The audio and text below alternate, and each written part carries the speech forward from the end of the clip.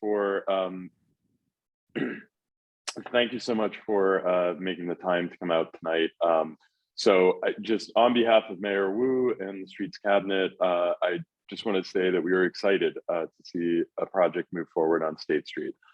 This has been the result of a lot of work by the Boston Transportation Department and the Boston Public Works Department over a number of years. This project has had a few forms since the initial pilot, and the city has really used this time to learn and to listen. We've implemented a pilot configuration on the street. We've observed it. We've gathered data. We've done a lot of technical analysis on State Street, but we've also done a lot of work to really try to hear from voices in the community through surveys, through community meetings, through conversations with people using the street. And the goal of all of this is to build a State Street that works for everyone, a State Street that improves on some of the many deficiencies that I think anyone who has walked or biked or driven on the street can see, but also one that really helps advance the city's and the mayor's vision for a transportation system that gives multiple options for people to travel, whether they're on foot, on bike, or in a car, and that provides a high level of safety and comfort for all. Before I sort of hand it back to the team to walk through the presentation, I do think it's important, though, just to speak a little bit more specifically about the priorities that we have identified for this. And I sort of want to talk about three things, but I want to say they are in order, right? First and foremost, our goal for this street is safety. We want a street that people can use that is not a place where people are at risk of injury or worse from vehicular crashes. When we look at our data, 80% of the injury crashes that happen on State Street are people on foot or on bike. And so prioritizing their safety is our first priority with this project. Second, we want a street that works for all modes. Almost 75% of the people using State Street are on foot. And when we look at how space is allocated and how well the street works for them, it's often not great. And so we want to make changes that improve the experience for pedestrians and to make changes that make it a safer, more comfortable street for people who ride bikes to use. And last, but certainly still important, is this is a street that carries, it's an important vehicular link in our transportation network. And so making sure that the street can still provide for the safe, steady flow of vehicles and can provide for safe access for emergency vehicles that use this route. So there's other things you're going to hear about. There's many other benefits of this design and the way that we've approached the project. These are not our only goals, but these are the things, when we look at the decisions that we've made, these goals are what have driven our decision-making and our prioritization for some of the trade-offs that will inevitably exist when you're laying out a street. So with that, we're excited to show you what we've put together. There are some things that the city has decided about the layout of the street, but there are many other details and decisions that will be made as we work towards a final design, and that's really a huge part of what this process is all about. We're happy to share the work that we've done. We want to answer your questions, and we want to hear your feedback. There'll be opportunities for all of those to happen here. And we're looking forward to a future in a few years with a State Street that works for all and that we are all proud of. So thank you again for being here. And with that, I will turn it back to the city team to walk you through the presentation and the agenda. Thank you, Chief. That was very well put, eloquently put. With that, I will jump on to the next. Yes, so I want to ask if we have any elected officials in attendance who would like to introduce themselves or say a few words before we get started. If you are in the house, please, I think you can raise your hand, I believe. I'll put it in the chat as well.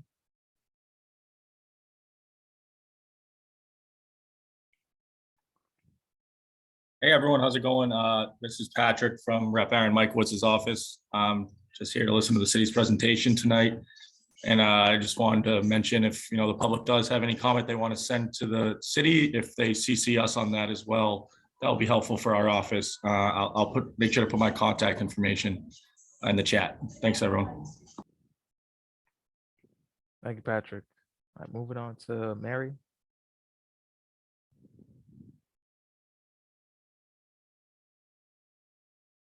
If you can unmute.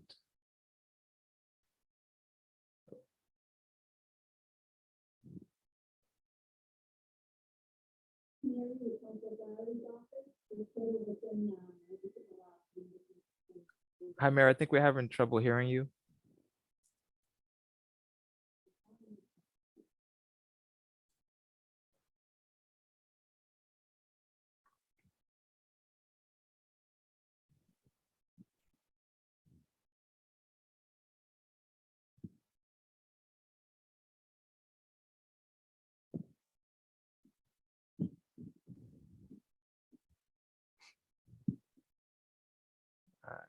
Well, thank you, Mary. Appreciate it.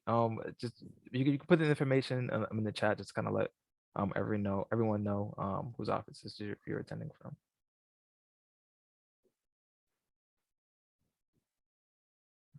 I think that's it for tonight. All right, so before turning things over to our design consultants, the last thing I want to mention is that we have a few interactive polling questions that we would like to ask the audience. Participation is mandatory. Well, it's not mandatory, but we appreciate an involved constituency. Your input is vital to the city, and it helps us develop a better design for your neighborhood. So we simply want to get more information about yourselves and how you use State Street. So please have your phones ready. With that said, I'll turn it over to Carolyn Radish from our design team to get started. Good evening and welcome everybody. It is exciting for all of us to talk about State Street. Just a few kind of preliminary introductory comments. This meeting is being recorded. The recording will be posted. There is a State Street project page on the boston.gov website. In terms of participating in the meeting itself, in the Zoom control panel, the moderator will unmute people.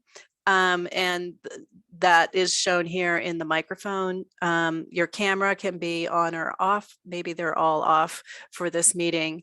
And in terms of communicating with us, you can send a chat through the chat function, or you can raise your hand here through the reactions function.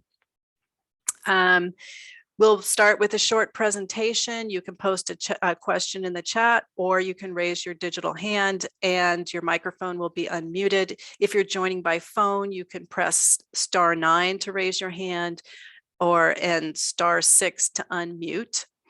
And with that, we can introduce ourselves. So Jeff Alexis, Public Works Department, project manager on the project, working closely with Stephanie Suskin from Boston Transportation. Joe Johnson and myself are project consultants that are working with the city team on this project, and we're with GPI. In terms of Carolyn, we're gonna. Right. At this point, the mandatory participation begins. All right, so you should be able to go to the website that I just put in the chat. You can also use the QR code on the screen or go to menti, MENTI.com and enter the code 45577039. Thank you to the folks who are hitting that heart button to let me know that you have been successful.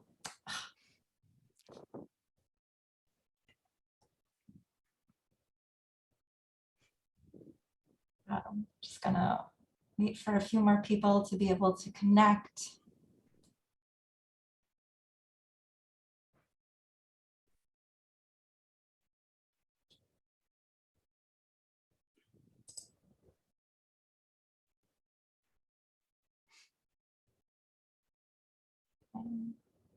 Up to 39.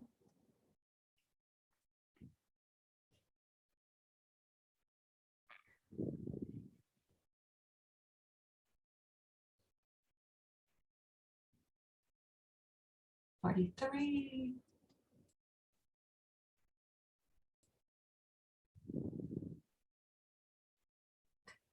Seems like you guys have got it.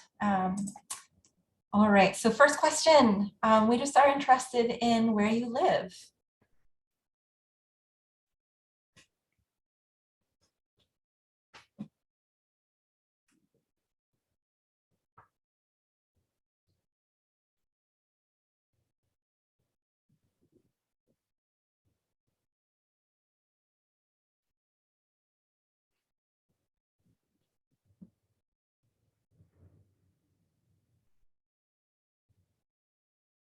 Okay, so we have about 3/4 Bostonians in the room.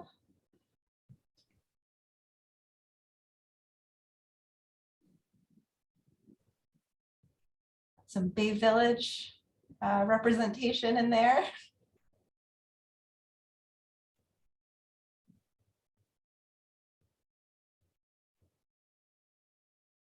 All right. If you can remember, or if you can't, you can still answer this question.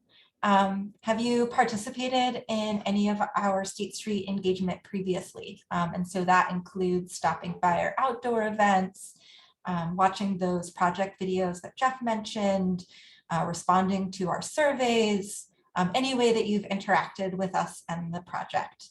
And again, it's okay if you don't remember, you can still respond.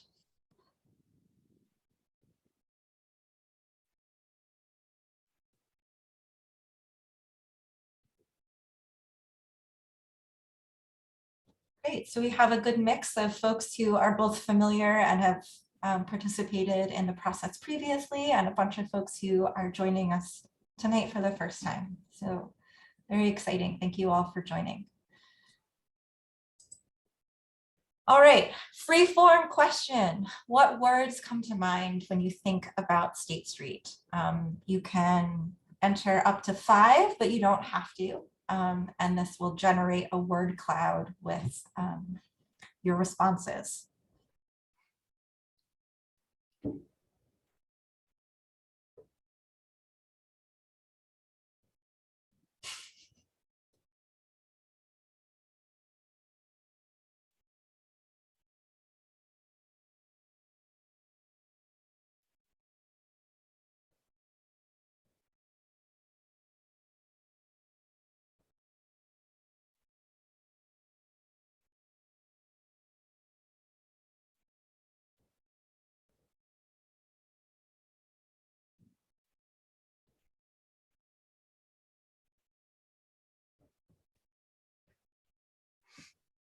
All right, so a lot of people are noting that it's such a busy street, historic. There's congestion, I would say both on the sidewalk and elsewhere. Tourists, certainly a big part of State Street. Sandwiches from Al's, common lunch destination for some of us here at City Hall. Frenetic, dangerous.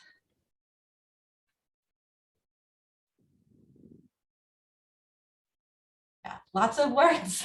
That's great. Thank you for sharing how you're perceiving State Street today.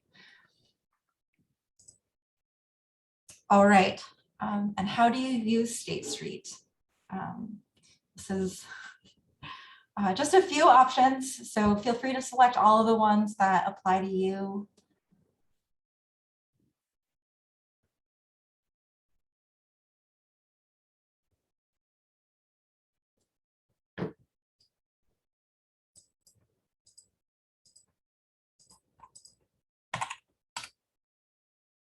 Sorry, I'm realizing now that you can only answer once. I'm going to see if I can change that quickly.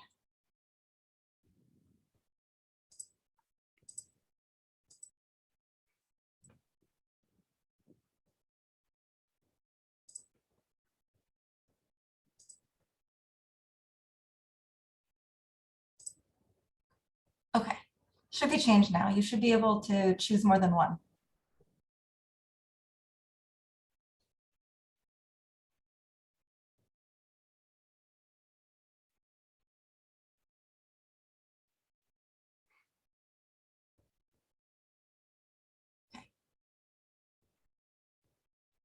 So a lot of people who work on State Street, who are passing through to get elsewhere, heading to restaurants to eat.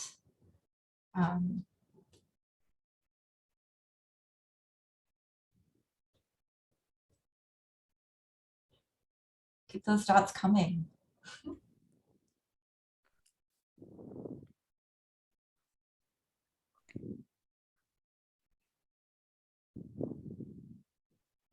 Okay, great. So thank you so much for sharing all of this information about you and how you use State Street.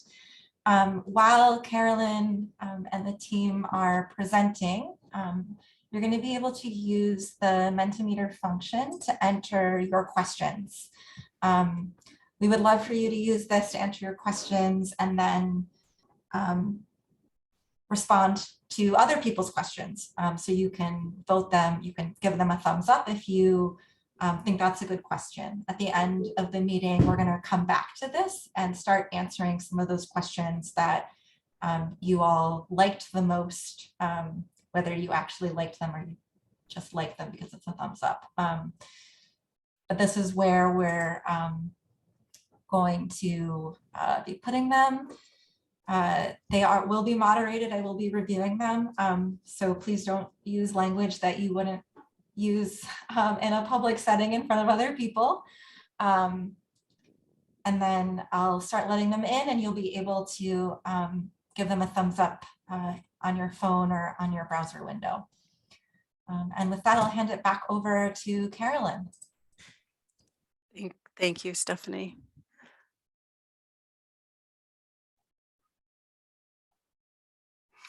Okay, so our presentation, we have 5 parts tonight. First, we're going to quickly go over some of the project background, the public input that we've received to date, talk a little bit about the pilot project, and then our recommended design. After that, we will then get into the questions and comments section of the meeting.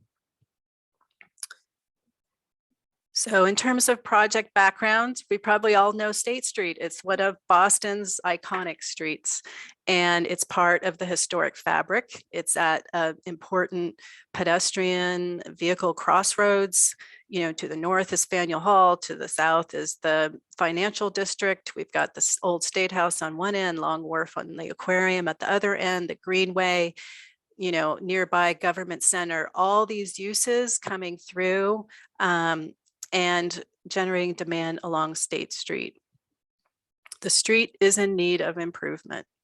In this case, we'll say a picture is worth 1,000 words, and we'll move on.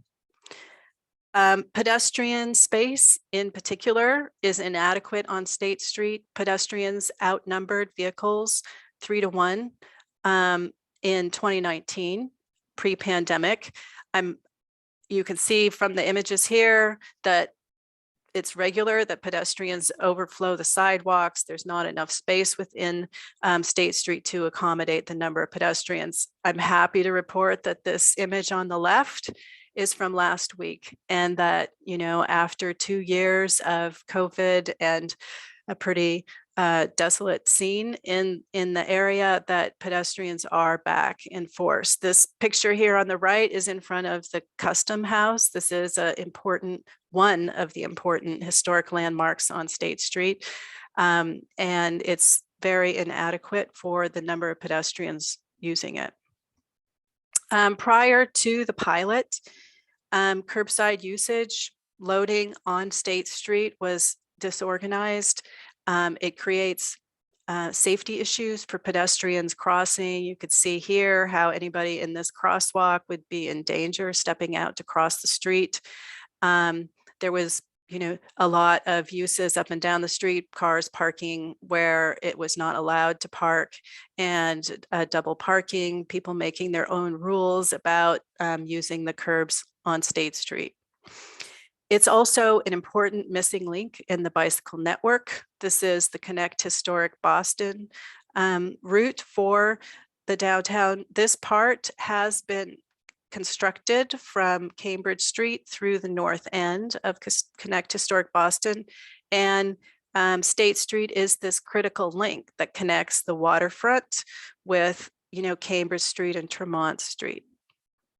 At the same time, State Street was identified through Boston's Vision Zero program as one of the high crash bike network streets in Boston, which shows it's the top 3% of the streets in Boston with respect to bike crashes.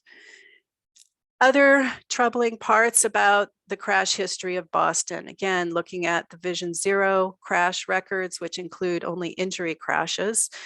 For the 5 years pre-pandemic, 2015 to 2019, we see that over 80% of the crashes, injury crashes, are pedestrians and bicycles. Pedestrians in particular are taking it on the chin on State Street, with 44% of the crashes being involving a pedestrian. In terms of the distribution of crashes on State Street, this is a heat map, and this shows sort of where the focus of the injury crashes are on State Street. In terms of the overall number of crashes, in that period from 2015 to 2019, there were 15 injury crashes for pedestrians, an average of 3 per year, 13 bicycle crashes, an average of 2.6 per year, 6 motor vehicle injury crashes, an average of 1.2 per year, for a 5-year total of 6.8 injury crashes per year total, 34 injury crashes. Mass DOT also tracks high crash locations within the Commonwealth. They have an interactive map where you can look everywhere within Massachusetts and identify high crash locations. And you can see with this mapping that, State Street is a part of a larger bicycle crash cluster, shown in green, that's centered here in the downtown area, and also a larger pedestrian high crash cluster, which is shown here in the tan color. Both the bicycle and pedestrian high crash clusters have been eligible for Highway Safety Improvement Program funding since 2010. And what are the types of threats that we see along State Street? So we're going to go through a couple of the concerning types of situations out there for pedestrian safety in particular. And this is the first is the multiple crash risk. And this involves 2 vehicle lanes and one pedestrian crossing at an intersection. Is one car comes, sees the pedestrian and stops. Another car comes along next to it, and the pedestrian is in this driver's blind spot, and this car is in the pedestrian's blind spot, which leads to sort of this unexpected crash. A lot of times when a car is going around a stopped car, they might be driving more aggressively, faster to go around somebody. And so you could see how that could be a dangerous crash risk. The problem is on State Street, we have so many unprotected pedestrian crossings back and forth through here. We have crossings at Kilby Street, Merchants Row, Broad Street, India Street, Commercial Streets. These are high volume pedestrian crossings. Commercial Street and Merchants Row in particular connect to Faneuil Hall and collect a lot of pedestrians. And Kilby Street, Broad, India all connect to the financial district and again have high volumes of pedestrian crossings. Another situation that we see along State Street of itself has to do with parking, and that also parking near crosswalks where pedestrians are crossing also creates a situation where the pedestrian is in the driver's blind spot, and you have a threat from a pedestrian getting hit even in a crossing area because of parked cars close to crosswalks. And another situation that we see particularly on the surface road, turning onto State Street, this is from actual video that we took out there, is this heavy right turn movement from the surface road onto State Street, and this conflicting with bicyclists traveling through on State Street, or even bicyclists that want to turn on State Street and pedestrians crossing here. And so there are ways that we can design for this particular crash risk, and that's something that we'll talk about later. So in terms of the public input that we've gotten to date on the project, we had two pop-ups on State Street itself. This allows us to talk to people as they're walking on State Street and to get their input on the project. We had 2 public presentations, recorded public presentations with feedback surveys that people could fill out. We had an advisory group. We had 7 meetings with an advisory group. We made presentations to the Wharf District Council. We met with about abutters on State Street, and we also had the pilot project and a survey. And the survey for the pilot project is still open. So a lot of the public input that we've gotten to date underscores safety concerns on State Street. The most pressing problem from our very initial survey that we got from the public, unsafe pedestrian crossings was the #1 issue that people identified. 75% of people identified that as a problem. Narrow sidewalks, traffic congestion, lack of bicycle accommodations, lack of streetscape amenities. These are all like very highly articulated concerns by the public. In terms of the traffic congestion, 75% of the people who identified traffic congestion as an issue also would like to see a pedestrian street on State Street. And when we asked people initially what they would like to see on State Street, again, 79% improved sidewalks, 77% would like to see no cars on State Street, improved pedestrian crossings, 75% of the people. So you can see that all of these are priorities for the public on State Street. A pilot project was implemented in the fall of 2020. The pilot project included 1 vehicle travel lane, a protected bike lane, some areas that would be for wider sidewalks, and a redistribution of the parking and loading spaces on State Street. We collected data on the pilot through 2020 and 2021.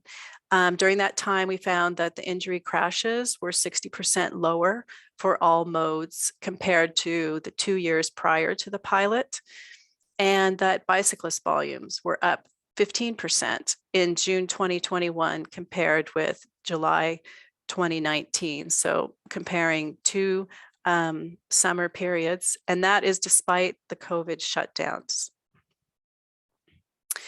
So the pilot has limitations. There's only so much that we can do with striping and flex posts, and that people still do park illegally, which does create safety concerns on State Street despite the pilot. The pilot was not able to do any changes at the intersections, which is a focus of crashes on State Street. So we need to understand that the pilot, the indications are positive in terms of safety, but there are limitations that we have even with the pilot project. In general, the feedback that we've gotten from the public throughout the process on State Street, we've collected over 1,700 project surveys altogether. 93% of respondents support pedestrian and bicyclist improvements. We got 212 surveys completed on the pilot itself. 96% of people who used the pilot were satisfied or very satisfied with the reduced roadway width for vehicles. We have met several times with the Wharf District Council. They would prefer to have a project that includes 2 vehicle lanes on State Street, removing the bike lane that is on State Street in the pilot and providing it elsewhere, and to provide loading on the north side of State Street. So in the next section, we'll go through those issues as well as the various options that we considered for the State Street design. So in general, just broadly speaking, there's 3 possible options for State Street. One is that, make it car free. So there's so many pedestrians out there, it is something to be considered. At the opposite end, bracketing that particular option would be having 2 vehicle lanes and no bike lane on State Street. So sort of maximizing the vehicle space, which is more or less the way it is right now. And in between that option is, a complete street design that accommodates every mode of transportation, vehicles, bikes, and accommodates pedestrians better. In terms of the car-free street option, we looked at it. It's difficult to find alternative westbound vehicle routes. It was not supported by the community. And we also have to make access to parking garages, particularly the 60 State Street garage.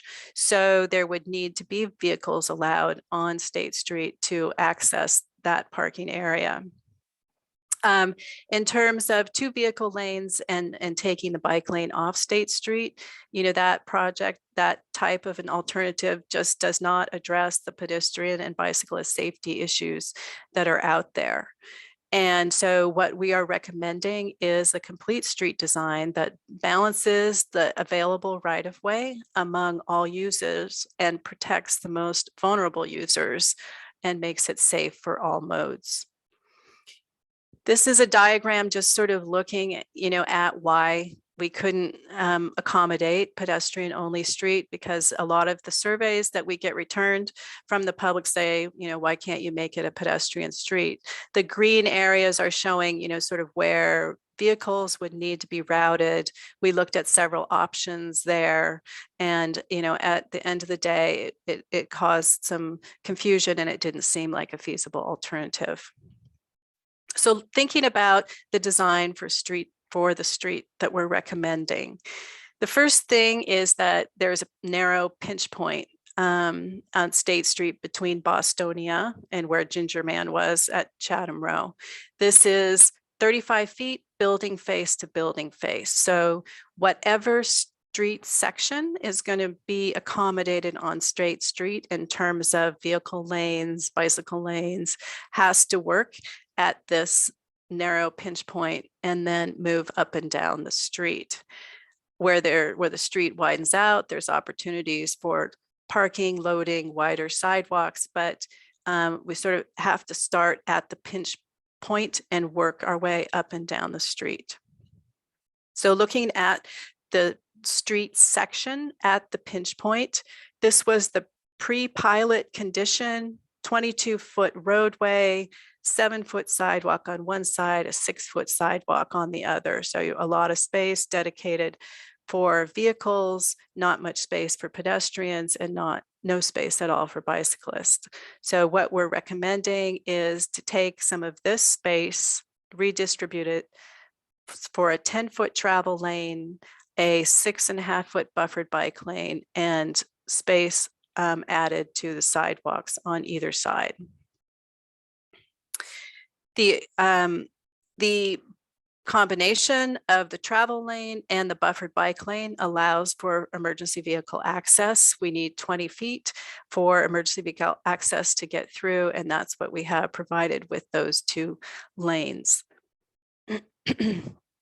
We also can accommodate commercial loading on State Street. So again, looking up west of the pinch point in the central part of State Street between Broad Street and Merchants Row.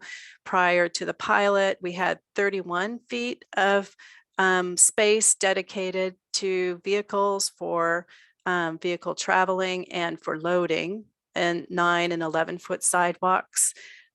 Moving the section that we had talked about at the pinch point up to this area, we have a travel lane, a protected bike lane, and wider sidewalks on either side of the street. The loading areas can be designed, and this is something that will come down the line, so that they perhaps can serve as additional space for pedestrians when loading is not happening on the street. And we're also maintaining the 3 approach lanes at the Congress Street signal. There's a left, a through, and a through light right lane. This is in the pre-pilot condition. We have relocated the cab stand around the corner onto Congress Street. That caused a lot of confusion and backup and congestion at the intersection itself. And so we're maintaining these through lanes, these 3 lanes at the signal, and then adding the bike lane. The signal is basically what meters capacity on State Street. So we are maintaining the 3 lanes at that location. And, we're talking about having a protected intersection at the corner of the surface road and State Street itself. This is actually in Boston at Cambridge and Stanford Street. This slows that right turning traffic down and moves it away from the bikes and pedestrian zone and makes it safer for the conflicting bike and pedestrian movements that are here at the same time as the right turning vehicle traffic. So looking at State Street as a whole in terms of the proposed design concept, this is the surface road. We're looking at State Street in 2 sections.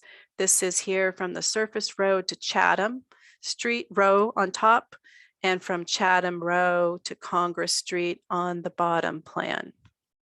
So looking at that concept we looked at in plan view, we have a single travel lane from the surface road up through to the 3 approach lanes at the Congress Street signal, a protected bike lane on the north side of the street going through from end to end. And then you can also see where there's darker gray here. This is where sidewalks are going to be wider on State Street. So we pick up additional sidewalk width, we pick up a protected northbound bike lane and a single travel lane, and we still are accommodating parking and loading. So starting at the surface road, the bike lane would have the protected intersection that would help with this conflict of the right turning traffic and the bikes and pedestrians crossing. Maintaining loading and parking on the south side. Because this sidewalk is wider, we actually can pick up an additional loading space here because currently it's so close to the head house elevator for the MBTA station that it's not, you can't park there. This wider sidewalk allows this whole sidewalk to work a lot better. Currently, it's very pinched because of these head houses to the aquarium stop. We have much wider sidewalks in front of the custom house, wider sidewalks as we move up State Street. We pick up the wider sidewalks. We have protected crossings. The crossings are all accessible and the sidewalk itself is accessible. We maintain some loading on the south side of State Street. This is Al's here to get oriented between Merchants Row and Chatham Row. And the currently idea is to make the street a flush street between McKinley Square up through Merchants Row. So the street and the sidewalks are all on one level, which makes it very easy for pedestrians to cross and navigate on the street. And now we're going to just look at a couple of places in detail and how this would look when it was built out. So looking first at Chatham Row, this is that area just above the pinch point. There's it widens out. So we have, again, in the current situation, loading and parking, a 9-foot and 11-foot sidewalk. With the new design, a 10-foot travel lane, we have a protected bike lane, and we have wider sidewalks on both sides. For pedestrians, we get more space and we move parking next to this busy crosswalk on Broad Street. Looking at an image from before the pilot on this area, and this is a Google Street View look at State Street, you can see kind of the dynamic that's going on out there. This is Broad Street here. there's not a crosswalk here. You've got trucks parked along this side of the street, which makes it dangerous for any pedestrian that wants to cross here. And again, this is a busy pedestrian crossing. And this pedestrian desire line, pedestrians are often walking in the street because there's a jog in the sidewalk here, and that space is used for loading, but that's where the pedestrian desire line is. That's where they walk. It's interesting to go through the historic Google images because you'll see pedestrians walking there all the time.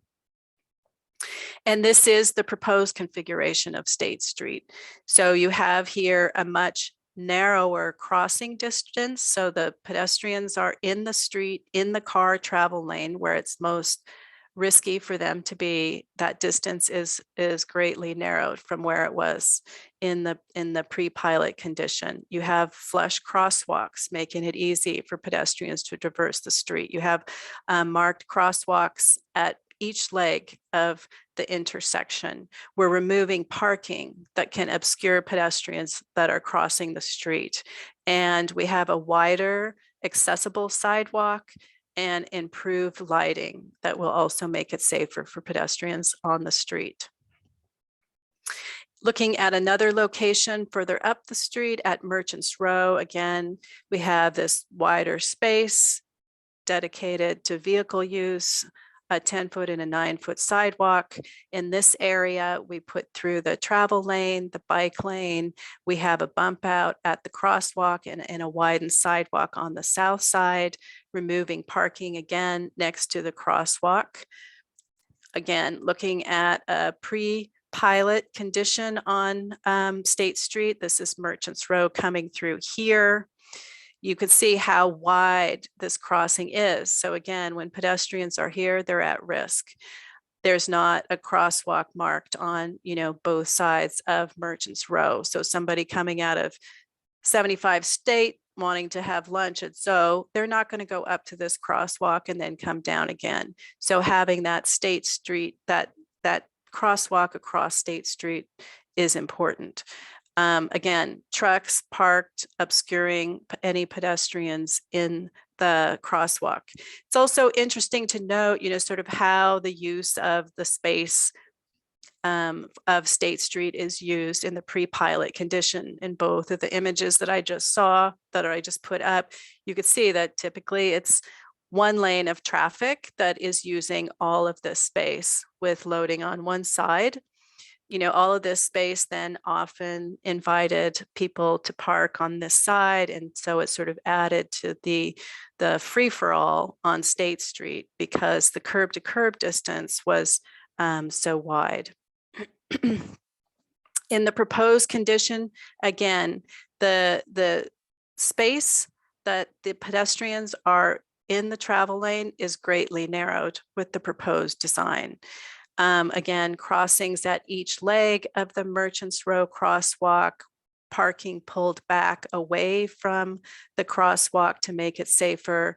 We have wider and accessible sidewalks on both sides of the street, flush crossings, making it easy for pedestrians and people using mobility devices, and improve lighting on State Street to make it safer as well.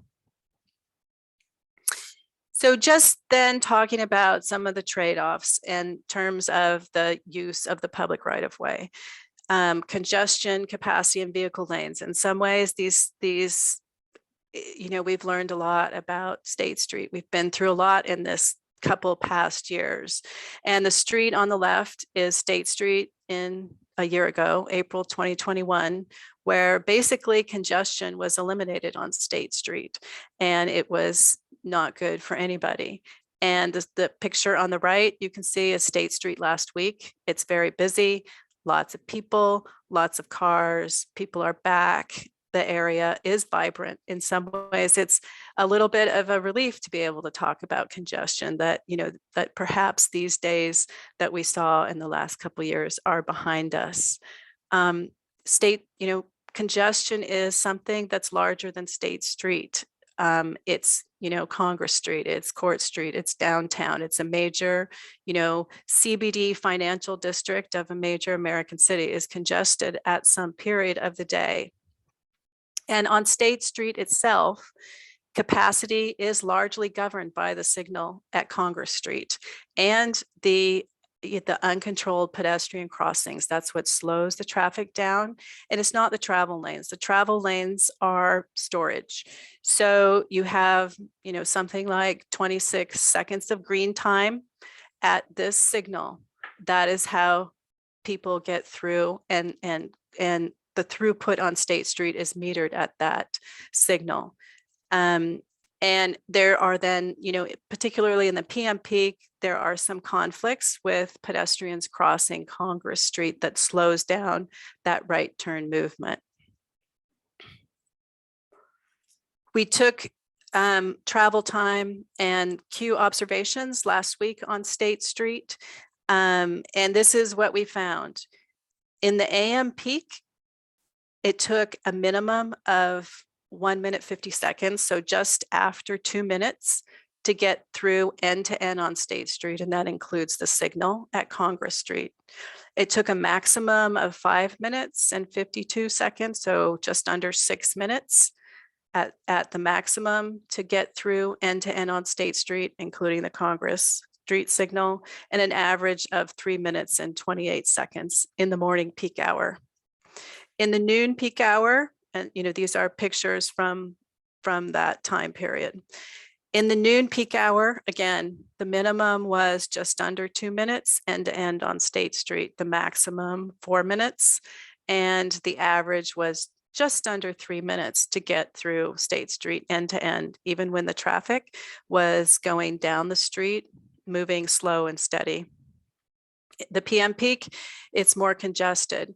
In the minimum, it was 5 minutes and 13 seconds end to end on State Street, a maximum of just under 7 minutes, 6 minutes, 51 seconds to get through end to end on State Street, and an average of 6 minutes to get through on State Street. So this is a normal, evening period when everyone is driving out of the 60 State Street garage, driving out of the financial district, and moving through downtown Boston at the end of the workday. So what you have then is you have a street, that is full like this 20% of the day with this travel lane queued up and backed down State Street. And 80% of the day, it's not like that. It's less. So it's a time period. It's like, so how do you use that street space? In terms of the traffic analysis, so we have done traffic analysis and modeling on the State Street project, but the best analysis is looking at the pilot and collecting data on it. And that's what we have been doing over the past couple years. And that is much better than any modeling that can be done, because the modeling uses assumptions and forecasts, and we are measuring what is happening in reality. So we have an understanding of what the queues are. We have an understanding of what the travel time and delay is along State Street. And that's what we have collected to understand how the pilot is working.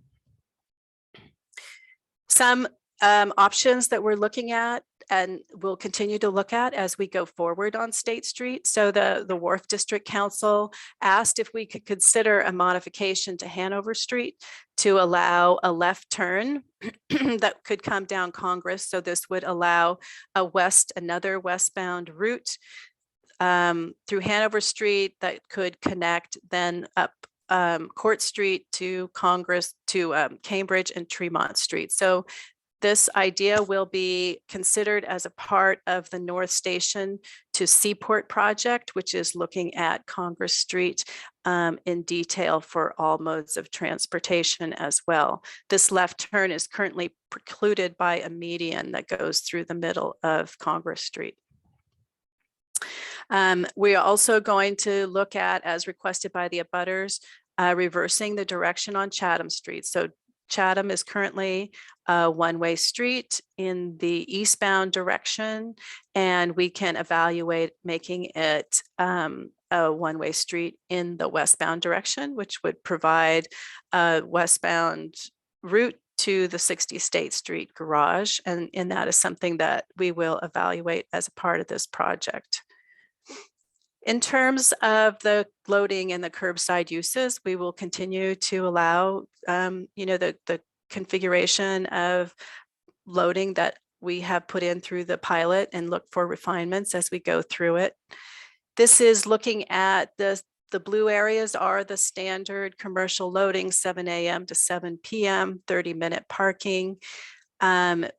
We have that focused on Chatham Street. So to the extent possible to remove that congestion and sort of the danger to pedestrians of the parking and loading, we're focusing that Chatham Street. We have some on the south side of State Street. We have some also on Broad Street. So as part of the pilot, these changes were made with the parking that was removed from the north side of State Street. More space was opened up on Chatham Street, on Chatham Row, and on Broad Street for commercial purposes. We are also looking in the pilot at these short-term pickup drop-off spaces that's shown in orange, and that was for food pickup. That was sort of COVID related, but there is sort of a demand for short-term pickup drop-off for Uber, Lyft, and food pickup and drop-off. We maintain commercial loading, the valet space for the hotel, a handicap space near the T station. Again, a short-term 5-minute pickup drop-off space here near the T station as well.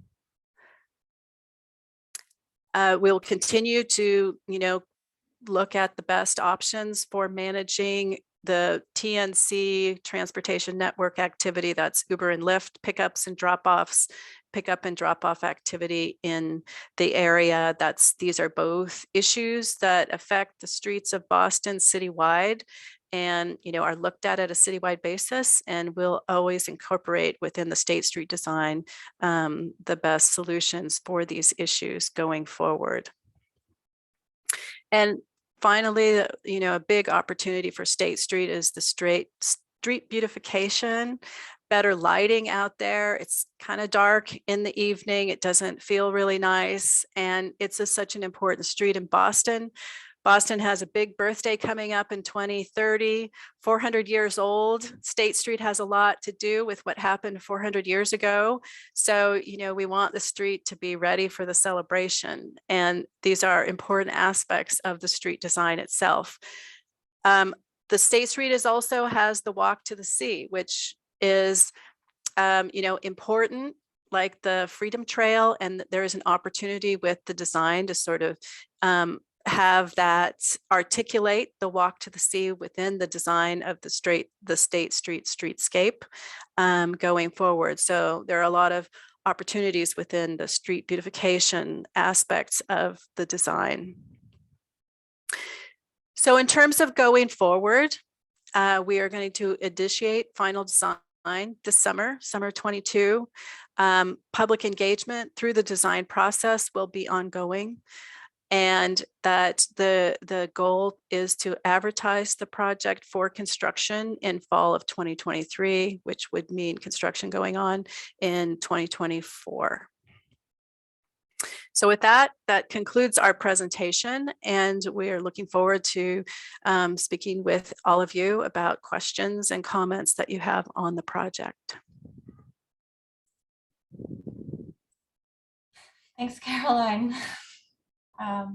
That was a lot of information. So we have a lot of questions that have come in via the Mentimeter. I think let's show some of our top questions. I'm gonna share. Okay. I think this will be a question for the design team about how the sidewalk design will cater to varying levels of mobility, specifically thinking about bricks being dangerous for individuals with mobility constraints, or even people pulling carts and yeah, so what are we thinking in terms of materials and sidewalk design? Hi, Stephanie. I can respond to that. Based on some of the initial conversations we've had with the accessibility staff at the city, we will definitely include a concrete accessible route, kind of similar to the rendering shown on the right of this picture, where we'll have an accessible path that will be in a concrete material. The width of that will, we'll provide as wide of a section that we can. We still need to work out those details through the design, but we will have an accessible path in concrete, and then we may have some variable materials outside of that accessible route, which we have yet to determine.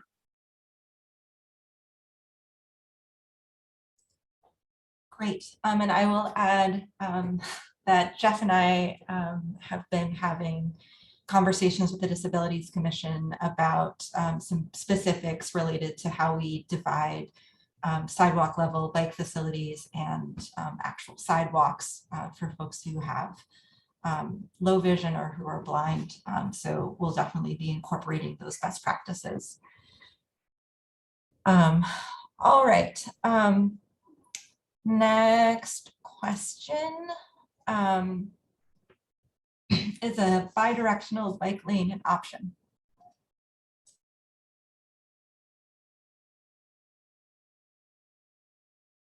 I guess you want me to take that one?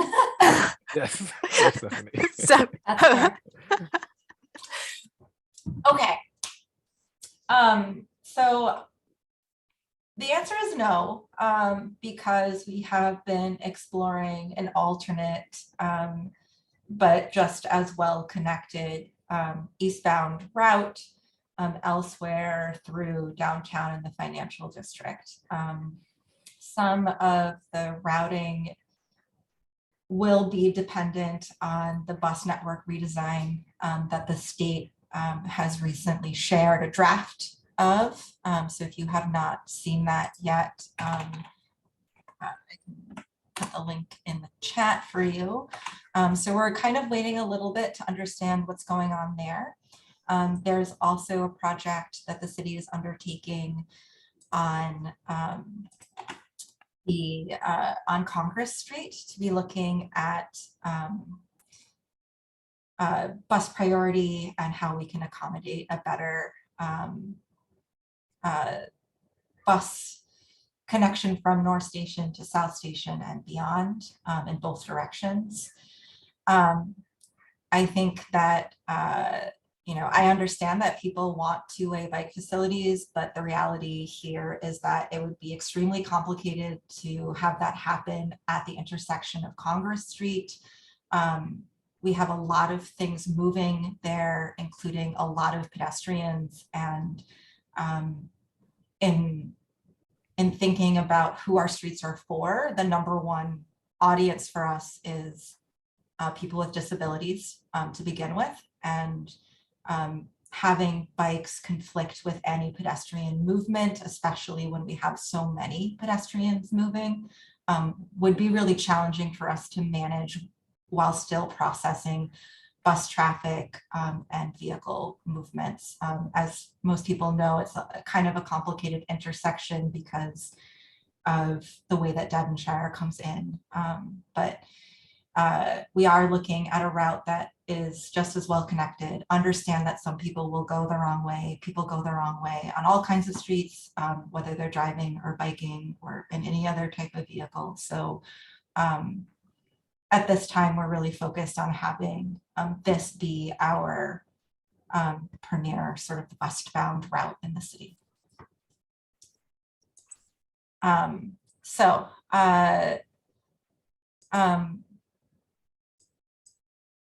I hear you, Patrick. I see your question. It's actually already in the Mentimeter, and it is the next question. So we're getting there in just a minute. Okay.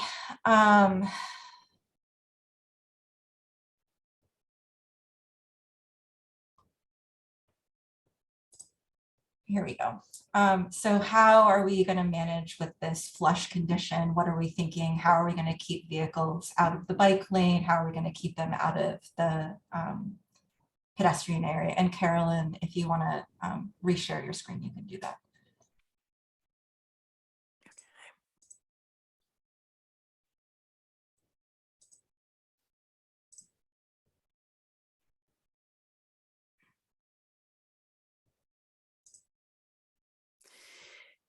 So that, this is, the devil is in the details on all of these things. And, that is an excellent question. In terms of, what we have looked at currently, and this is certainly subject to refinement as we go through the process, is to have a lip with, this with textured cobbles or something along those lines. Probably we would have to have some kind of bollards or something like that, or the raised curbs. So, we're looking at a lot of different options.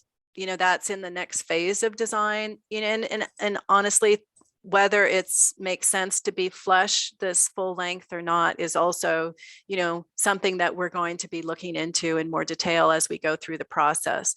One, option may be to have it, raised 6 inches, so that there is sort of an offset for this area as well. Joe, did you want to add anything? I was just going to say that, I would agree. We're gonna explore some vertical elements there to really discourage any encroachment. But at the same time, we need to be cognizant of emergency vehicle access, because that is the route we would expect emergency vehicles to utilize in the event the travel lane is queued up. So that 10-foot width, which includes the buffer and the bike lane, needs to provide enough clearance for an emergency vehicle to pass. Yeah, these two areas here. So, but we know it's a problem. People park in the bike lanes today, and so we have to make it, we have to discourage it for cars, but still allow it for emergency vehicles. And I just want to add that while what we're talking about tonight is looks very well thought through, we haven't begun the engineering work. So there's quite a lot of time to figure this out and get it to be right. And how we allocate the space, where the lights go, where the bollards go, where the signs go, all of that stuff is still for us to consider. And I just also want to reinforce that the image that you're looking at right now is at the most narrow point on the street. Elsewhere, we have more room to play with and we can figure it out. So please keep that in mind, that there are all kinds of design details that we still need to work through, and especially dealing with the areaways and the grading and slope challenges that we're definitely going to have, and how all of this is going to drain. Those are all going to be very challenging for our engineering team to work through. And we are not at that phase yet. At this point, we are just sharing this is the direction that we're moving in. So stay tuned. All right, let's see what other, so many questions. Okay. I know we talked about this a bit in the presentation, but I am going to ask it again. So, I think people are a little confused about why we're not going with a car-free street when we heard such overwhelming feedback. Okay. So, there's the main, we looked at it, and some cars still have to come down State Street to provide access to the 60 State Street garage. There's also a parking area behind 100 State Street. And so there's going to be some cars that are going to need to get down. So, how do you meter that? How do you control that? So that's one, issue that we have, frankly. Another issue is, finding an alternative westbound route that connects, the waterfront, the surface road, the Atlantic Avenue with, the center, the common, Cambridge and Tremont Street. So, you know, there aren't that many through streets that could accommodate that that additional demand, removing the cars from State Street. And so, you know, those are two logistical issues. You know, there was a lot of support for that, but there was a lot of concern also from business owners and property owners in the area.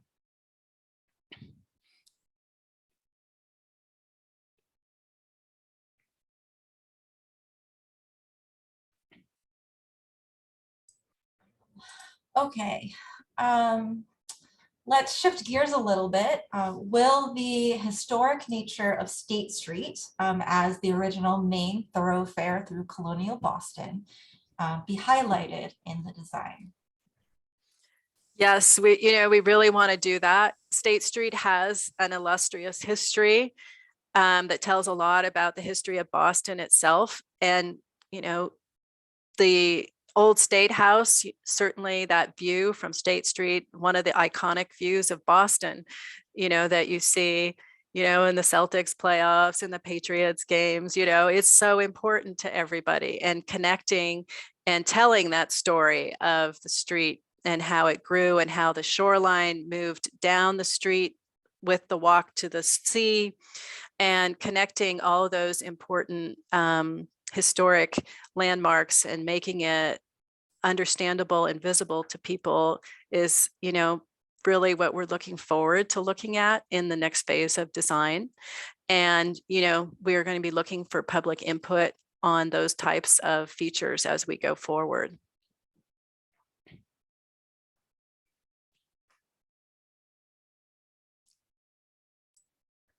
I also just added a link in the chat to our story map that kind of helps you explore how not the area before State Street even existed has sort of been transformed many times. So definitely check that out. It's also linked on our project website, boston.gov/state-street. Okay. I included this one because it was a spicy question, and I thought it would be good to address, or at least try to answer, which is why is the Marriott Custom House allowed to park vehicles on the left side of State Street by the busy crosswalk? We'll note that they also park their vehicles on the plaza and sidewalks around the building. Yeah, so as I understand it, that was part of the development agreement between the city and the Marriott or whoever developed that project, that area was allowed for parking. So that's sort of one of the baseline, you know, givens that we have in the project.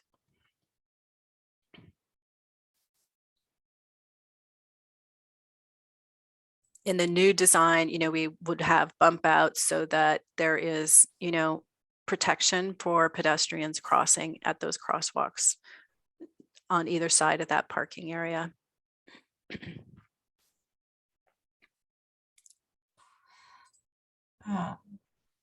Thank you, Carolyn. So I do want to add that the custom house is actually leasing the property from BPDA, and so some of their uses are like in a legal agreement that does exist with the BPDA, and we have engaged with them a number of times for this project. So it's not just hearsay, it is actual, it's part of their lease agreement. All right, I got the comment that it is better if I am sharing the questions on the screen, so I will do that. I know we have a lot of sort of bike related questions, but I do want to hit some of the other topics. So sorry, this is a lot of things to juggle.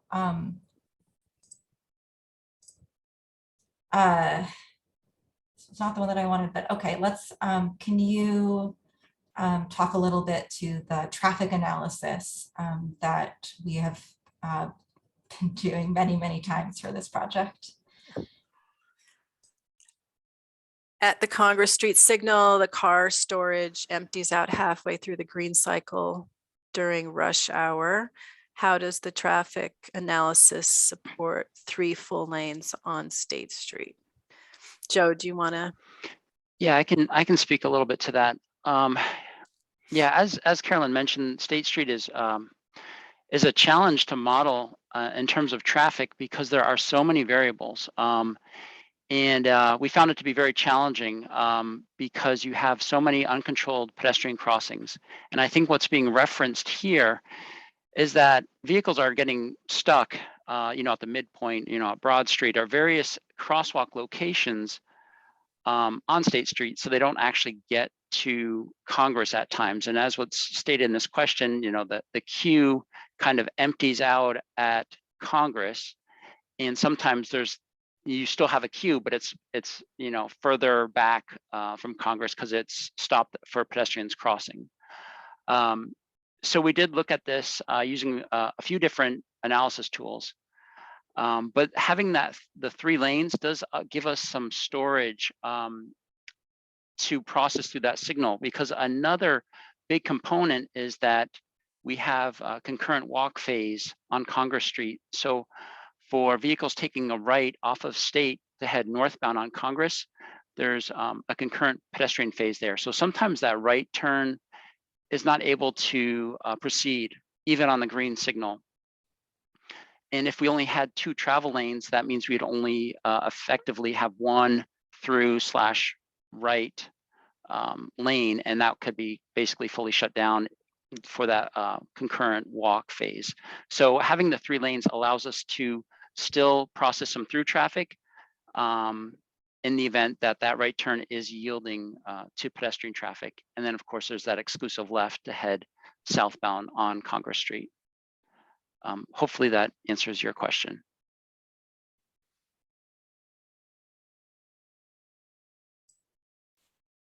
Thanks, Joe. All right, scrolling through. Here's a easy one that I'll take. Are there any bike racks being added in the broader sidewalk spaces? The area notoriously has few places to lock up so that cyclists can patronize businesses. Yeah, so one of the big problems with State Street, if you've ever been out there, is the inconsistent sidewalk quality and what is underneath it. Quite a lot of State Street is on top of what we call areaways, which are mostly unused by businesses today, although they still exist under the sidewalks. It's essentially hollow. It is where deliveries used to go down and underneath the buildings. So that space still exists. And in some places that areaway is still owned privately. So we can't just like fill it in on our own. So that makes adding bike racks on State Street today really difficult. Another piece is that the sidewalks are really narrow and there are lots of pedestrians. So it's really like difficult for us to get approval for new bike racks where they could be, blocking the sidewalk in some way. So I think, again, we are still very early in this process. Like we haven't even really figured out so much of the underground stuff, but that will definitely inform. And I would love to see more bike racks on the street. I don't know if it will ever be enough, but hopefully as we continue to look at streets downtown and make changes to how our space is being used, we can add more bike parking more regularly in those kinds of places. Okay. So if State Street is going to be made into a safe bike route, but only one direction, what will be the equivalently safe route in the opposite direction for people riding bikes? I don't think that I can answer that just yet because we still have to do some more coordination internally and with key stakeholders, but We have identified a route that we are working on and exploring through a few different projects that are happening right now. So it will not be far away. It will be easy and obvious, and it will have a connection from Tremont Street through. Okay. Another question for me, the gap from Congress to Court Street and bike facilities in the pilot feels very dangerous, especially since that part is somewhat uphill. Will consistency and experience along the corridor be a priority? So yes,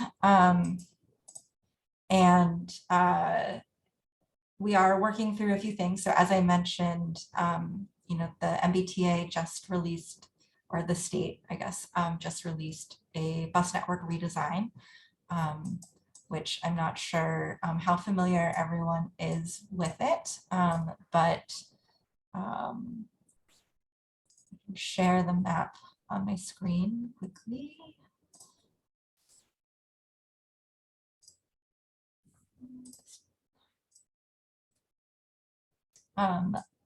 So as you can see, there are some significant reroutings of buses through the downtown area and some consolidation of bus routes onto Congress Street. So what this does, so this blue line is actually the actual blue line. That's not a bus route. These blue lines are bus routes.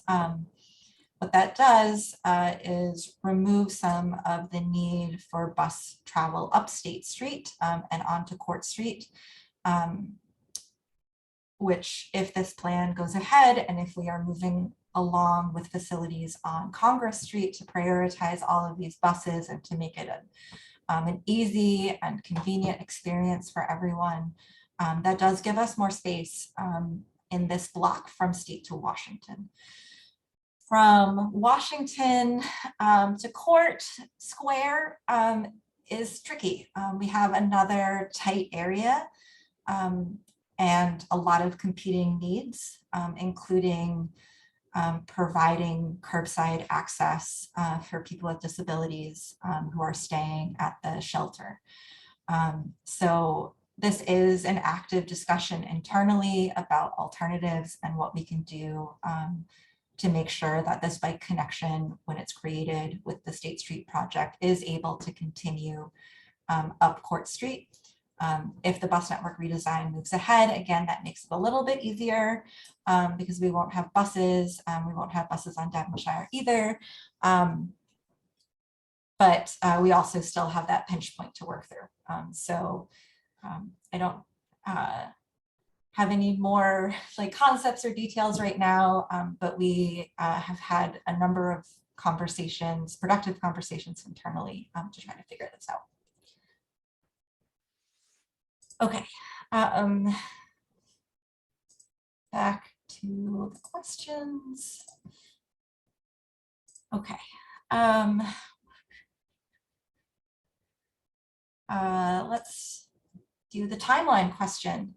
So back to you, Carolyn. What is the timeline on this project and how will it disrupt residences? So we are now, this is the conceptual design. So now we get into the nitty gritty and the engineering design, and we're going to move forward that starting, you know, this month. And, you know, that will take some time. And our goal is to advertise this in the fall of 2023. So, you know, during, you know, that means that construction will then start in 2024. And, you know, that's when there would be changes on the street for constructive activities. And will this disrupt residences? You know, construction is disruptive. You know, it would be, you know, the details of how the phasing work would go forward on a street like State Street is certainly complicated and a big, you know, consideration that is part of that next phase of design that we're going to undertake. yeah, I don't know, Joe, if you wanted to add anything about. Yeah, not much more to add other than, we still have a lot of work to do on the design, and until we really understand exactly what's going into the design and the construction, it's hard for us to understand, the disruption or potential impacts. But we will obviously always look to minimize any disruption to the extent that we're able to. But until we understand some of the utility issues and whatnot, it's really hard to say. But I think as we develop the design, we'll have more information to share on that.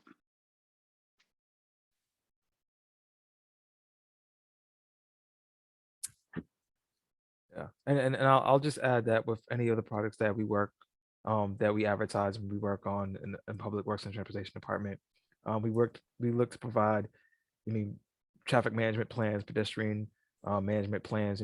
With State Street, with the number of the volume of pedestrians on State Street, it's something that we're definitely going to have to create a plan for, to minimize disruption along this corridor. So that's something that we're definitely going to be looking at.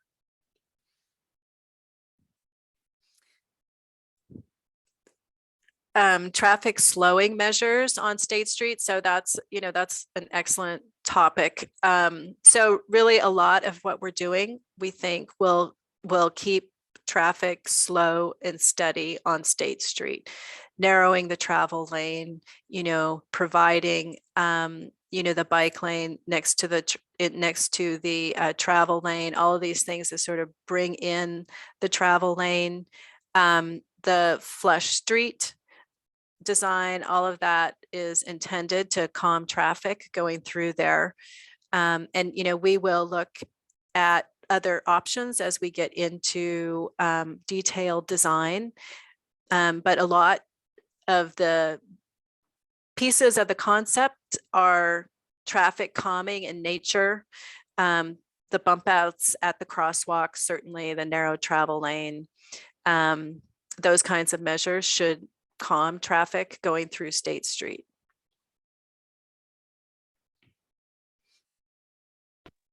Also, Carolyn, if we do move forward with the flush treatment, they'll have those transitions that will, act as a transition for vehicles to slow down as you, Right. have the rise up to the flush treatment. It's like a long speed table. Yeah.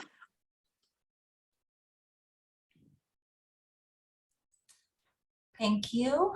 Actually just approved a question that I just want to answer really quickly, which is if any of us bike or walk to get around. And I can tell you that I bike or walk to work every day, as does Dan Merrow, one of our traffic engineers who's on the call with us, and Jeff used to before he moved.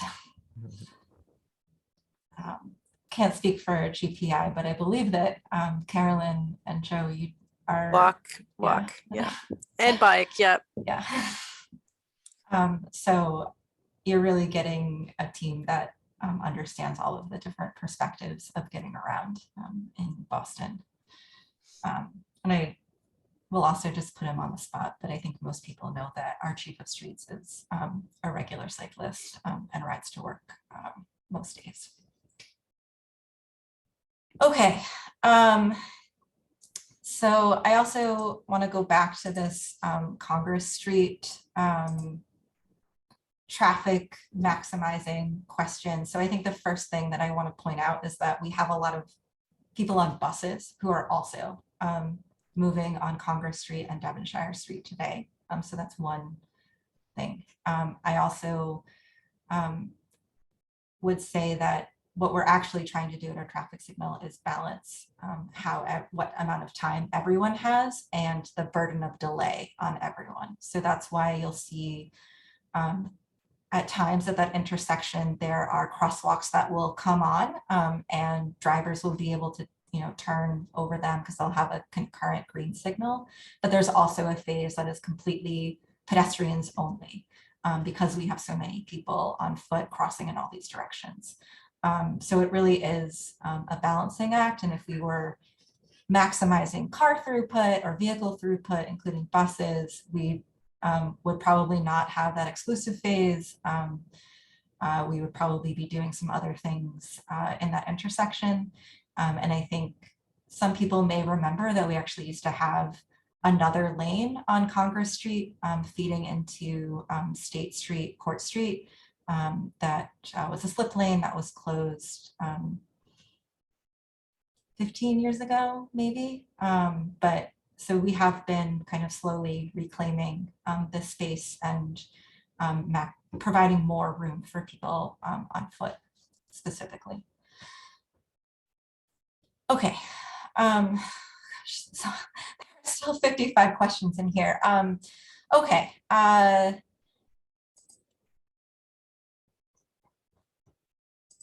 Let's talk a little bit more about loading. Carolyn or Jeff, do you want to talk about how we are managing the loading zones and how people, how they're going to be pulling over and their use of the space? So I guess this is another one of these comments that is, it's an excellent comment and question, and it is kind of what we're going to be looking at in the next phase of design. As I said, the devil's in the details on all of these concepts, but we do absolutely have to be able to make sure that we can keep the commercial loading out of the sidewalk and the bike lanes whenever, because it gets, crowded out there, and we see that happening now. So we don't want to make that easier with the flush street. And so how we handle that with, the edge treatments, some kind of vertical element, we have to, look at the different options to ensure that the loading zones don't infringe into other areas on State Street. And it is more challenging with the flush street. So all I can say now is to, to stay tuned. And that's something that we'll be working out more in the next phase of design.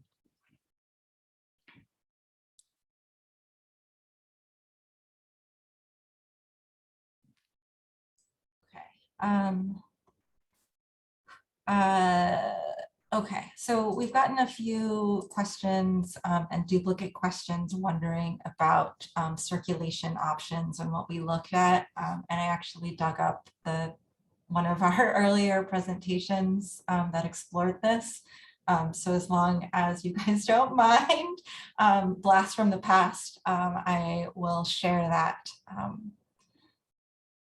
So.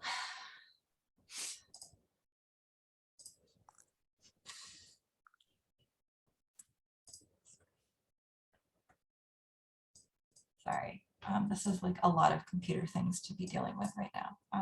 Thank you all for your patience. You're like, you're a master. I could not do it. Right. And yes, I know, full screen, I'm doing it. Okay. Yeah.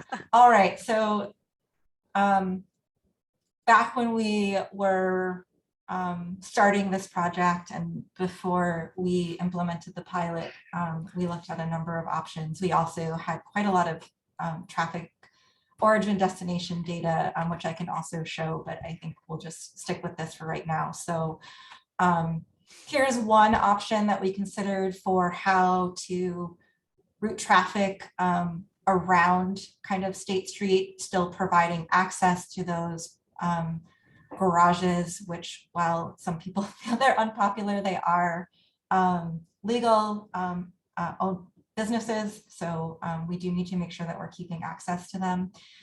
So this is option A, up Kilby Street, take a right on State Street, up Merchants to Chatham and around, and then a left onto Broad Street to leave.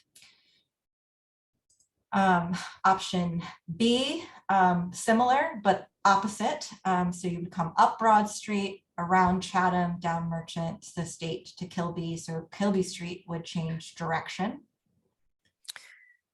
And what you're seeing on State Street, just to add, diagrammatically, the red areas would be closed to traffic, and the green areas is where there would be traffic in order to provide the access to the parking areas back on Chatham Street.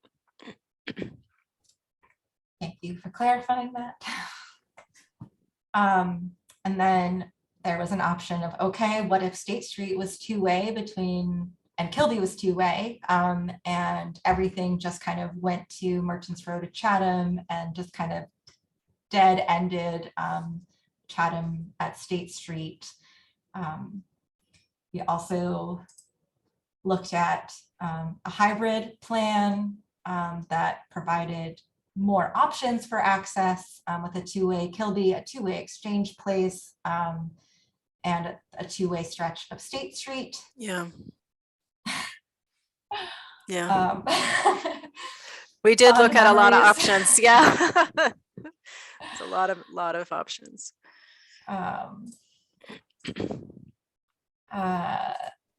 A central loop, which used only Broad Street and flipped the direction of State Street between Merchants and Chatham to enable this kind of loop around and back to Broad Street.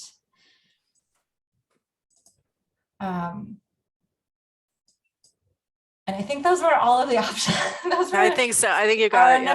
Those are our initial looks. We also did some additional work to look at street direction changes elsewhere in the area, but feedback from stakeholders was mixed to negative on those kinds of changes to try to offer additional routes for vehicles that are not possible today by changing some of those little streets. Yes. Yeah. We also looked at what those kinds of impacts would look like.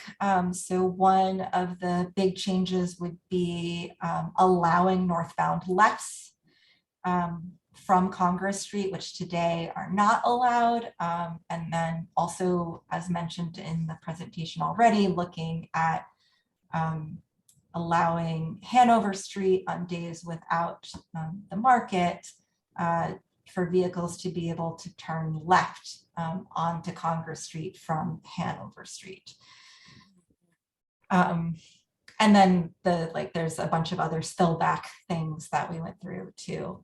Carolyn, you know this as well as I do, if you want to add anything that I'm missing. No, you're doing great. Yeah. Yeah, I mean, it's a huge change to put a northbound left on Congress Street. You know.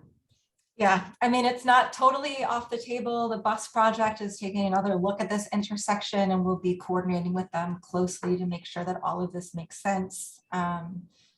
Here's yet another piece of the puzzle. Right. Accommodating more. Right. So we did look at a lot of options to accommodate, you know, traffic that would be redistributed from State Street.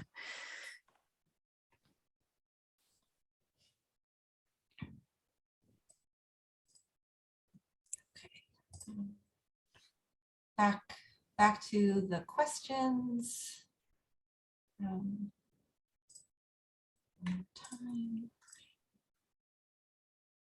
Okay. Answered. Let's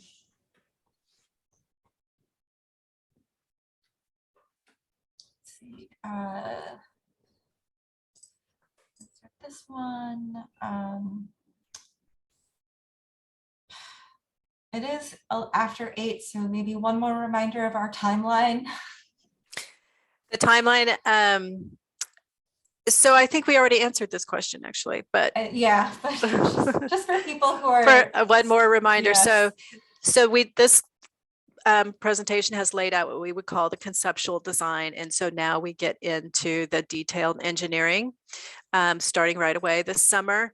You know, moving that will take a year to get through that, with a goal of advertising that project to potential bidders for construction in fall of 2023. And then, you know, we would expect construction to start in 2023, late 2023, or really 2024 out there. Yeah. So late 2023, spring of 2024.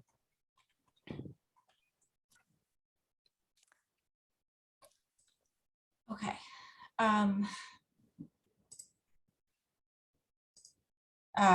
We also had a number of questions about why can't we use other streets for dedicated bike routes, including Chatham? There are also some questions that like, why not put a bike path through Faneuil Hall?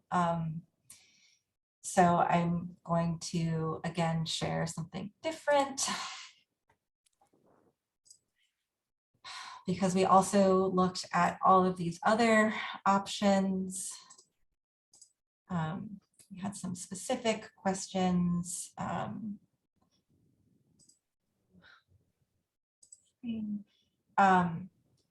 About Hanover Street.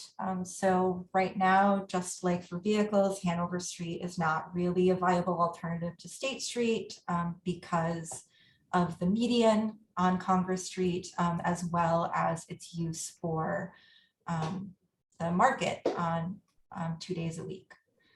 So it might be a nice relief on some other days potentially, but as a full-time facility, it's not really a viable option. We were also asked to look at Franklin Street, where we also have some challenges, including removal, like routing back to Court Street would require removal of parking in multiple places, dealing with some bus issues that will continue until the bus network redesign is complete. And if that proposal moves forward or not is still a question mark. Also looking at, you know, this is the map of if we use Franklin Street. Frankly, the route would be unlikely to be used by people who are coming through this area. It does add at least another 5 minutes to your bike ride if you were intending to go to Cambridge Street or Government Center to wrap all the way around. So cyclists would likely be using State Street anyway, and we already know that with 2 vehicle lanes, it is an unsafe condition, has resulted in State Street being identified as a high crash area for people on bikes by both the city and the state. We're also asked to look at North Street. That also poses some issues, including at Quincy Market, where we have a fully pedestrianized area. We don't have any plans for more bike facilities on North Street. It still kind of dead ends into Congress Street, where we have a lot of other competing needs, including bus movement.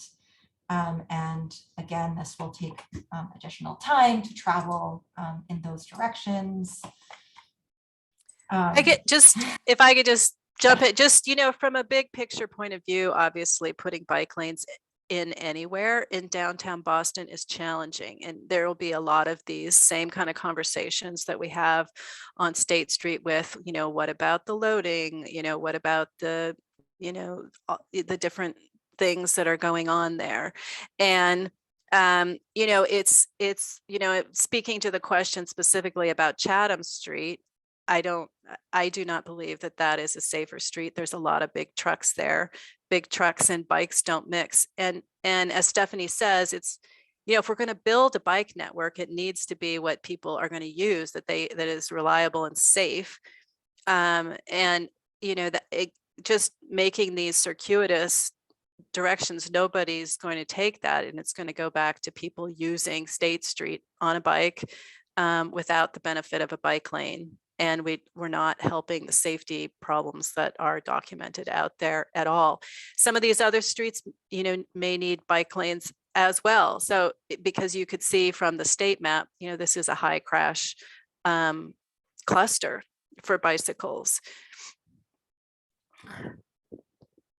But State Street is, it's critical on a bike, just like it's critical on a car. It connects two points that are, very heavily used in the most direct way possible. And that's how people want to go when they're pedaling.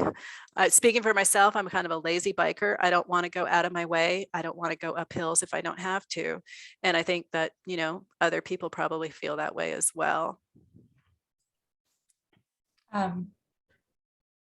Yes, I will just add, to respond to some of the questions in the chat and to just reinforce what you just said, Carolyn. Just because we're not planning one today doesn't mean that we might not be planning one in the future.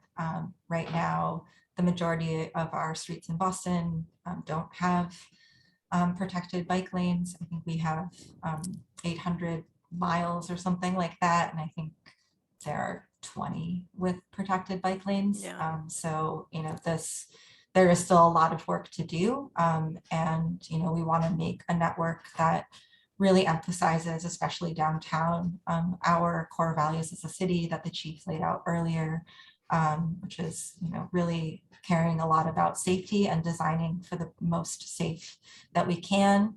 And also prioritizing people who are walking, on transit, and who are biking. So we are, one by one moving through all of these streets. And it does take time, but we are moving through it. I'm sorry, it is like 8:15. There are a ton more questions that we can still get through.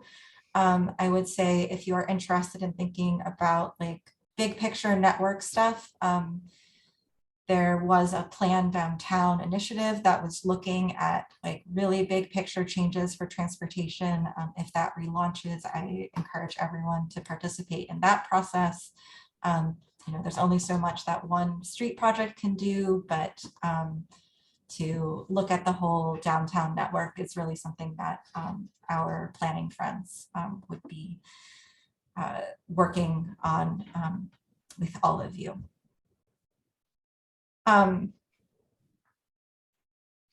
We still have like 40 people here. Should we keep going through questions? I guess I'm looking to you, Jeff, as the project manager. Yeah, I mean, I guess we can go through a couple more, but yeah, we definitely are at time. I want to say we want to make an effort to answer a lot of the questions that were asked, and we can try to we'll make an effort to send out responses and update the website to provide a lot of these important questions that you've been asking. So I think that's something that we can kind of do on our end to make sure that everyone is addressed. Before we get to the question on the screen, I just want to clarify that like while we had really amazing results on our public surveys, there's no way for us to know that they're representational. We also have a lot of competing demands that not everyone in the public is aware of, including the need to be surveying businesses and their needs. And that is one of the reasons why like we are providing access on the entirety of State Street for vehicles. I will say that our design will allow for us to close it temporarily or do events or even in the future completely close it. Those are not forever off the table. There are all kinds of things that we can do. I hope that people checked out Copley Connect, Dartmouth Street between the McKim Library Building and Copley Square.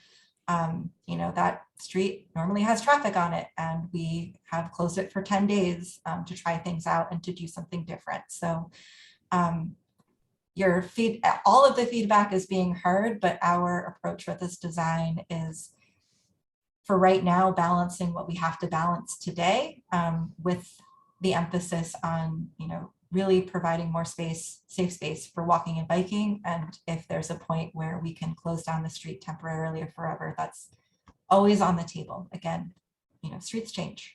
You can look at that presentation about State Street that I shared in the chat earlier to see how much it's changed.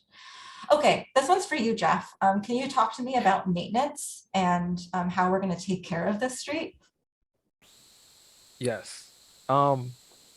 Yeah, so the city, we're actively looking at ways to take care of maintenance along the corridor. A lot of the projects that we're working on, not just State Street. So that's something that we are hoping to maintain. We are looking at providing as much green space as possible along the corridor.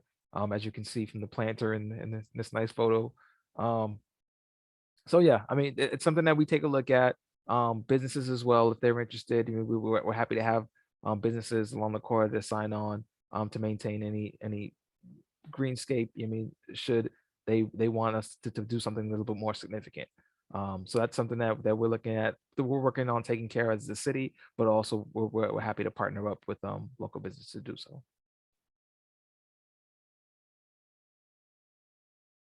I will add that I think I personally have a lot of hopes for our Power Core program and our focus on green jobs and the ability to encourage and create new small businesses who could be taking care of our public rights of way across the city, not just on State Street. Okay, that one is answered.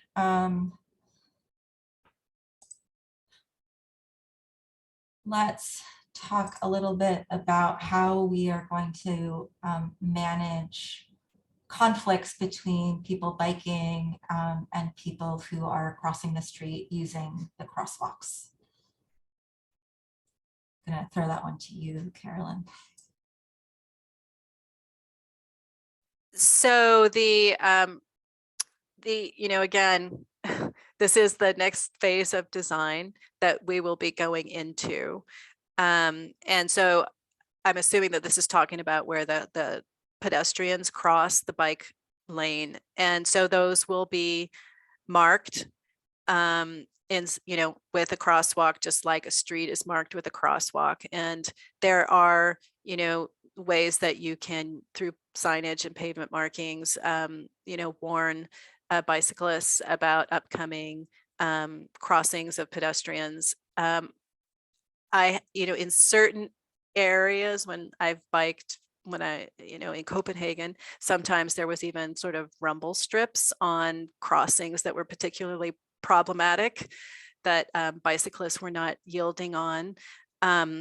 So I don't know if the city has implemented other things elsewhere to manage those conflicts, but we will definitely be incorporating that into the next phase of design.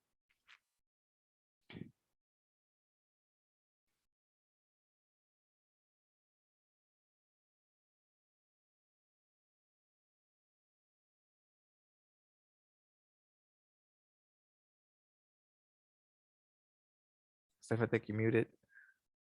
Sorry. No problem.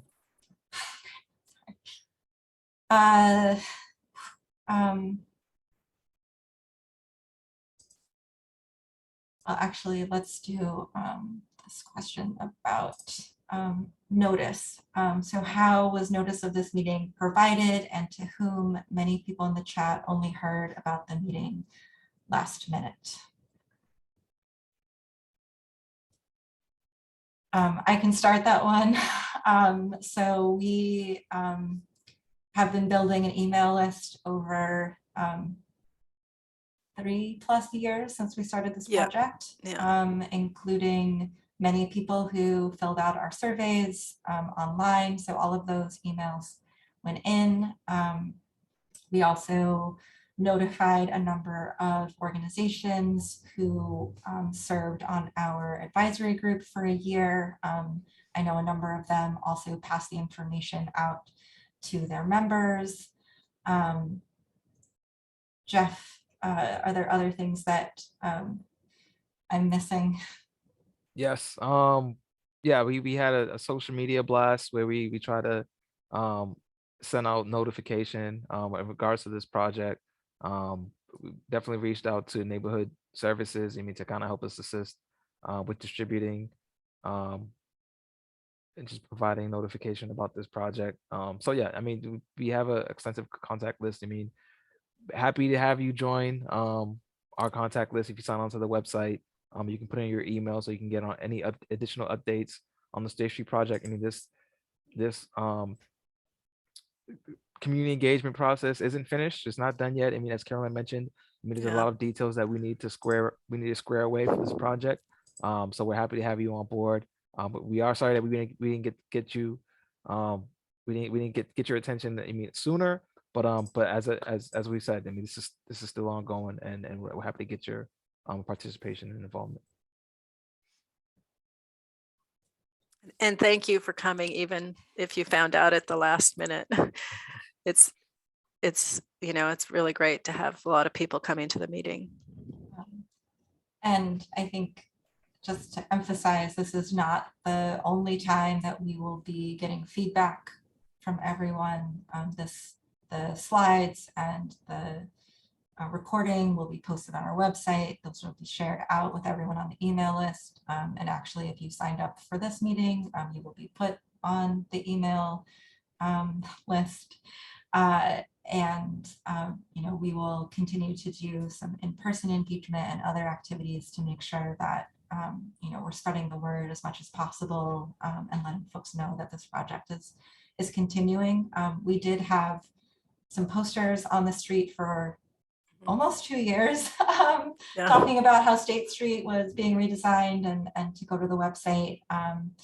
They're a little out of date, so they're all down now, but Right. you can definitely put new ones up. As one of the people who put them up the first time, I can tell you that we definitely had them up for a while, and we had to buy new zip ties and everything. So you can look forward to that.